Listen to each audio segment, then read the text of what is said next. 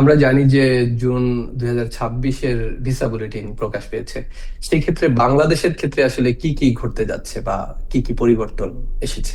Visa bulletin প্রায় সব দেশের জন্যই প্রায় সেম থাকে, শুধু কয়েকটা দেশ ইন্ডিয়া, চায়না, ফিলিপিন, মেক্সিকো এই কয়েকটা দেশ ছাড়া প্রায় সব দেশে একই থাকে।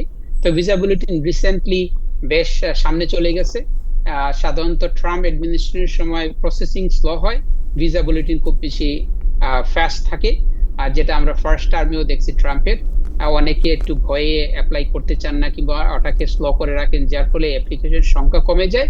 কিন্তু ভিসা তো কংগ্রেস নির্ধারিত সংখ্যক ভিসা থাকে, এইদিকে ভিসা থাকে বেশি আর অ্যাপ্লিকেশনের সংখ্যা কমে যায়, যার ফলে ভিসা বুলেটিন সবসময় বাড়তে থাকে।